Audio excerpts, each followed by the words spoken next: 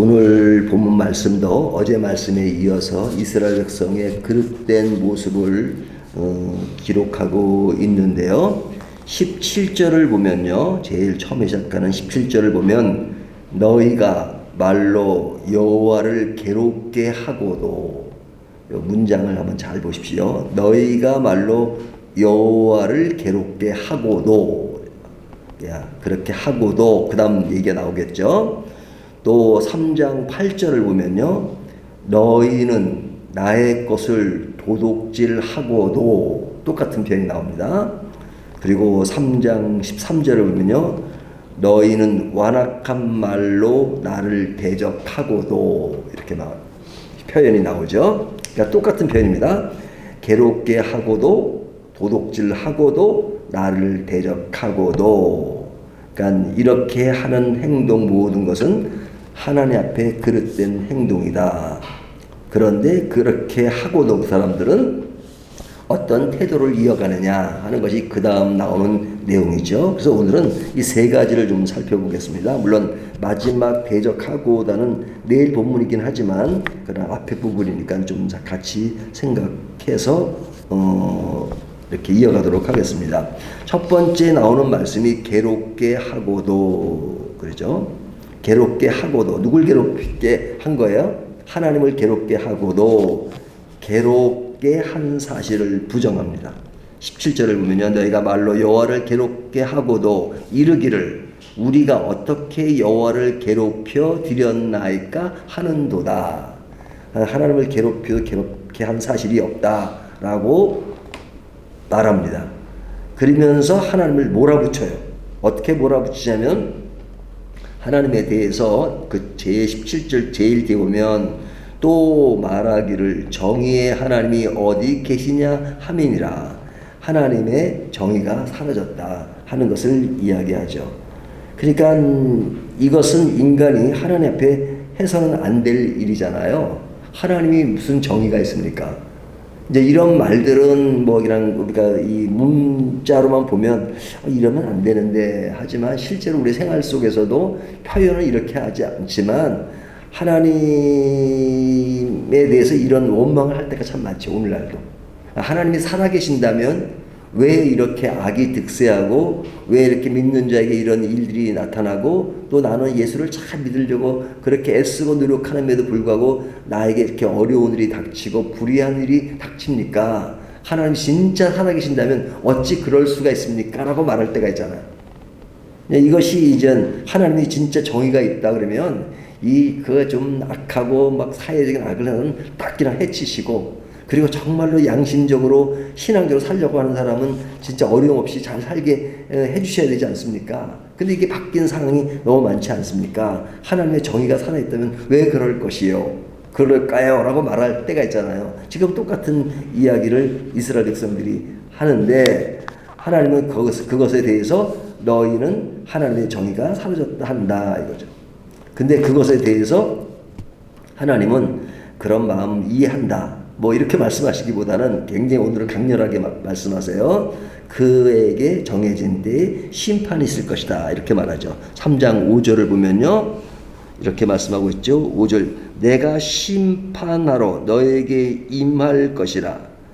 점치는 자유가 쭉 나오죠. 너에게 심판하러 온다 하는 그 말씀을 하시죠. 너에게 심판일 것이다. 정해진 때에 심판이 있을 것이다. 물론 이렇게 심판한다는 말씀을 하나님이 하는 것은 사실은 늘 강조하지만 본심이 아니라는 걸 말씀드리죠. 본심이 아니고 하나의 충격법으로 하나님이 말씀하세요. 너희를 심판하신다. 하나님은 심판하시는 것이 본 목적이 아니에요. 이런 이야기를 통해서 그들이 뉘우치고 깨닫고 돌아오기를 간절히 바라는 것이죠. 그래서 이런 말씀이 굉장히 강하지만 그 앞뒤 문맥을 보면 사실은 하나님의 그 마음의 본 마음은 그렇지 않다는 것을 볼 수 있어요. 3장 1절을 보면 만군의 여호와가 이르노라 보라 내가 내 사자를 보내리니. 사자를 보낸다. 사자를 왜 보내요? 뭐 여기 사자라는 건 라이온을 말하는 게 아니라 하나의 그 하나님의 이제 메신저를 보내는 거죠. 그러니까 하나님이 그 사람을 보내요. 또 선자를 보내기도 하고 또 예수님 전에 세례 요한을 보내기도 하고 보내는 이유는 뭐예요? 우리들에게 기회를 주시는 거잖아요. 그러니까 하나님의 심판을 원하지 않는다는 겁니다. 또 3장 3절을 보면 뭐라고 말씀하세요? 3절 그가 은을 연단하여, 그러니까 연단하기 위해서 보내는 거예요. 연단하기 위해서 우리에게 어떤 심판의 메시지를 보내고 어떤 징계를 할 때 우리를 연단하기 원하는 것이다. 3장 5절을 보면 내가 심판으로 너에게 임할 것이라. 그리고 점치는 자에게와 가늠하는 자에게와 거짓 맹세하는 자에게와 품꾼의 싹에 대하여 악을 억울하게 하며 가부와 고아를 압제하며 나그네를 억울하게 하며 나를 경외하지 아니하는 자들에게 속히 증언하리라. 증언한다는 말씀은 뭐예요? 하나님이 우리에게 기회를 주고 다시 돌아올 길을 마련해 주신다는 것이죠. 그러니까 이스라엘 백성들은 하나님을 괴롭게 하면서도 하나님을 부정하지만 그런 사람들에게 하나님은 심판하시지만 그 심판을 하겠다는 이 말씀을 하는 의도는 바로 그들이 돌아오고 그 자리에서 다시 돌아서기를 원하시는 마음을 하나님이 피력하신 것이다. 이렇게 말씀하고 있죠. 두 번째 이야기는 도둑질하고도 그러죠. 그러니까 도둑질 하고도 우리가 언제 도둑질을 했냐라고 하나님께 반문을 합니다. 3장 8절을 보면 사람이 어찌 하나님의 것을 도둑질하겠느냐 그러나 너희는 나의 것을 도둑질하고도 말하기를 우리가 어떻게 주의 것을 도둑질하였나이까 하는도다. 이는 곧 11조와 봉헌물이라. 지금 11조와 관계된 말을 하는데 너희가 도둑질 했다라고 하니까 도둑질하지 않았습니다 라고 말하는 겁니다. 이 도둑질하지 않았다는 얘기는 11조에 관한 얘기지만 어저께도 말씀드린 것처럼 이스라엘 백성들은 기본적으로 11조나 이런 것은 그런 그 율법 규율과 그들의 생활 양식이었습니다. 그렇기 때문에 11조를 그들은 이렇게 몸에 배해서 하는 사람들이었죠. 근데 하나님은 그들에게 11조를 안 했다는 겁니다. 11조를 안 했다. 그러니까 우리가 언제 11조를 안 했습니까? 11조를 했는데 근데 너희가 하는 11조는 11조가 아니다. 너희에게 원하는 것은 온전한 11조를 원한다. 그러시죠. 그 뒤에 보면 온전한 11조를 원한다. 그 온전한 11조를 원한다는 것은 너희는 그 액수 가지고 얘기한다. 내가 10원을 벌었으면 1원을 떼었으니까 그건 당연히 11조다라고 생각하지만 하나님이 생각하는 그게 11조가 아니다는 거죠. 그러면 11조가 아닌 이유가 뭐냐? 여러분 11조라는 게 뭡니까? 이제 우리는 굉장히 이렇게 어떤 숫자적인 것에 강해요. 그러니까 11조니까 10분의 1이라고 생각하는 거죠. 근데 하나님은 11조를 우리에게 바치기를 원하시는 게 아니에요. 하나님은 뭘 바치기를 원하시냐? 10분의 10을 바치기를 원하시는 거예요. 10분의 10을. 10분의 10이 온전한 거잖아요. 10분의 10이. 그러면 우리가 10원 버는데 10원을 다 바쳐라는 얘기냐? 아니죠. 10분의 1의 그 원리가 뭔지를 알라는 거죠. 10분의. 그러니까 10분의 1이라고 하는 것은 대표의 원리예요. 그러니까 10분의 10을 다 바쳐야 되는데 10분의 10을 다 바치면 우리가 생활을 어떻게 해요? 그러니까 하나님이 생활을 해야 되니까 그 10분의 1은 너희가 온전히 10분의 10을 바쳤다는 것에 대한 대표의 원리다 하는 것이죠. 제사 드릴 때 양 한 마리를 가져간다. 왜 한 마리를 가져와요? 한 마리는 대표의 원리란 말이에요.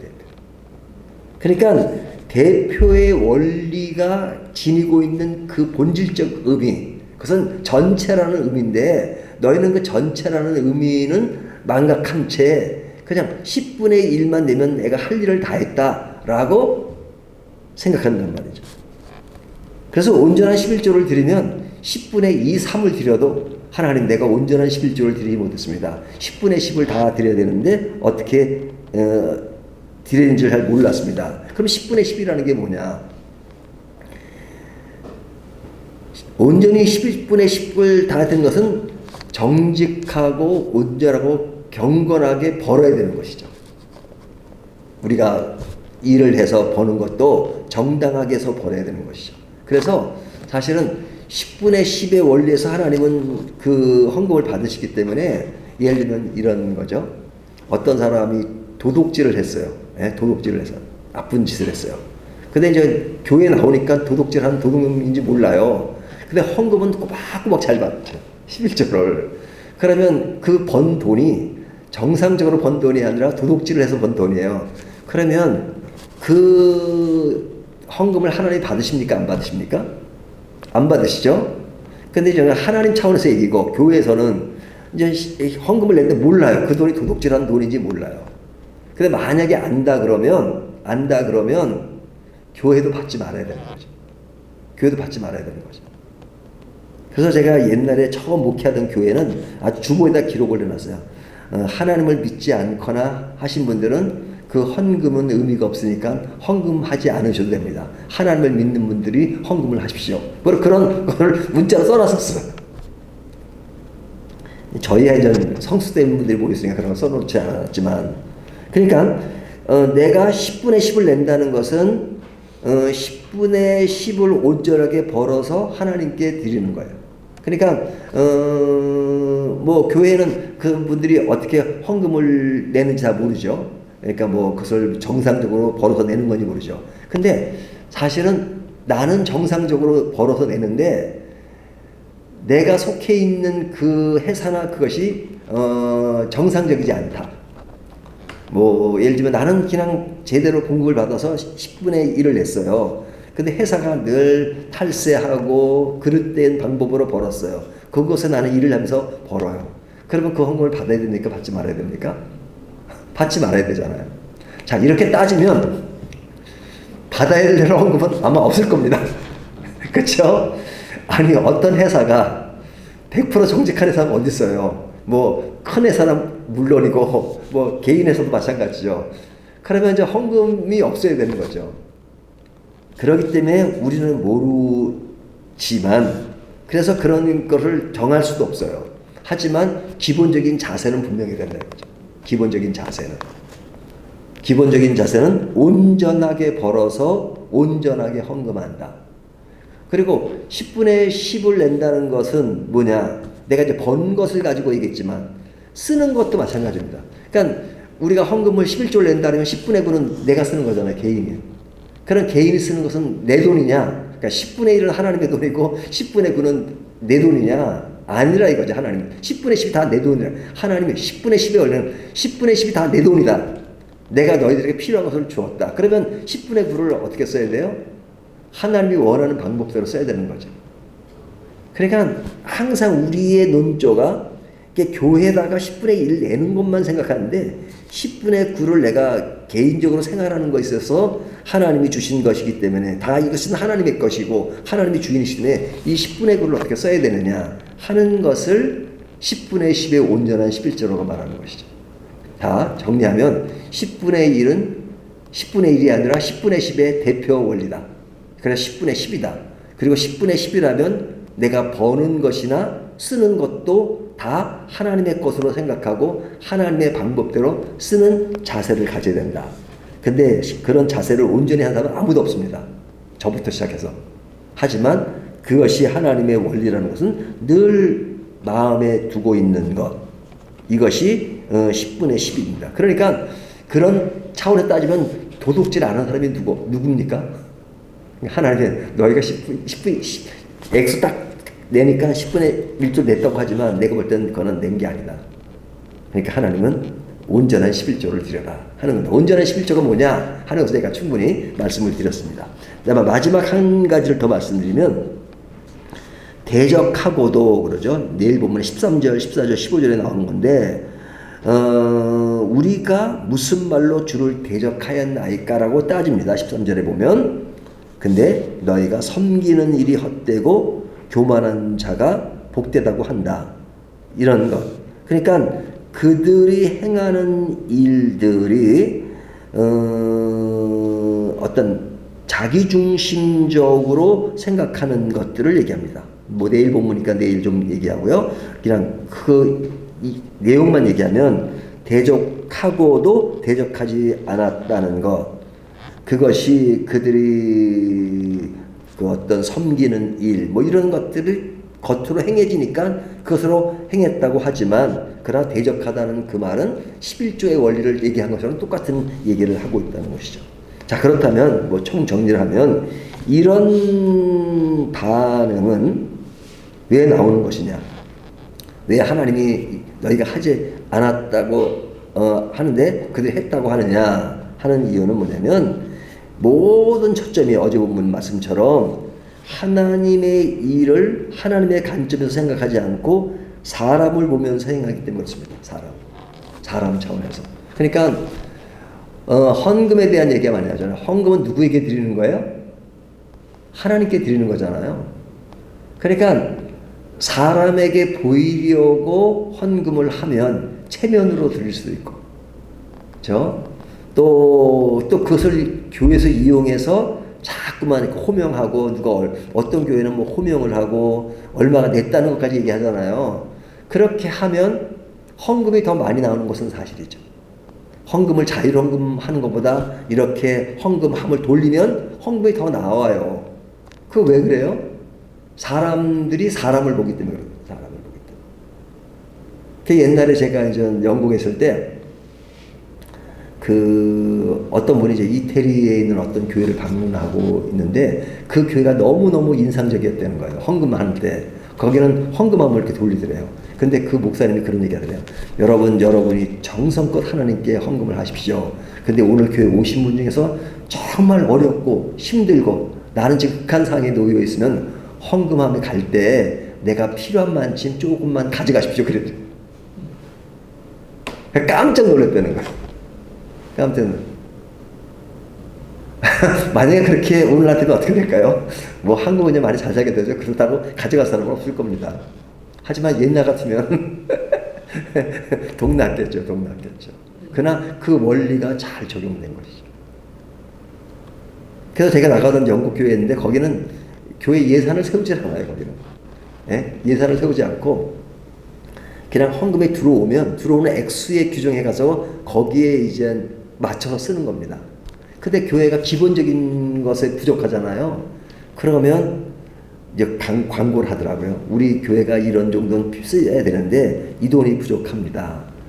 그러면 교인들이 다 개인의 어떤 그 예산에 맞게끔 헌금하는 것이 생활화된 사람들이 많거든요. 그러면 사람들이 결정을 하는 겁니다. 내가 이제 TV를 칼라로 보는데, 칼라로 보면 그 칼라로 낸 돈이 많으니까 내가 흑백으로 바꿔야 되겠다. 그 당시에 80년대 얘기입니다. 실제로 제가 경험했던 얘기입니다. 그런 자세로 참 헌금 생활을 하더라고요. 그러니까 얼마나 하나님과의 신앙의 관계 속에서 행하고, 그리고 나의 헌금이 교회 공동체와 어떤 연관이 되어 있느냐.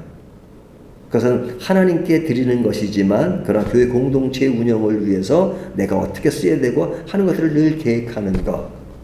이것이 어떤 11조의 그 원리, 그것이 10분의 10의 원리라는 것을 말씀하고 있죠. 그래서 사실은 말라기 얘기를 할 때 11조를 안 내는 사람에게 11조를 내라는 차원에서 말라기가 주어진 것이 아니고, 내는 사람들에게 정상적으로 내는 것이 무엇이냐, 온전한 11조가 무엇인가를 강조하는 것입니다. 그래서 우리의 신앙에 늘 본질을 자꾸 강조하는 이유는 뭐냐면, 우리는 외형적으로 하면 다 됐다고 생각해요. 하지만 다 한 것이 아니라 진짜 내면에 그런 10분의 1이라고 한다면 10분의 9에 대한 문제에 대해서 내가 온전하게 10분의 10에 올려서 생각하느냐 하는 것들을 한 번 더 생각하는 것이 매우 중요하다는 것을 오늘 본문이 교훈하고 있습니다.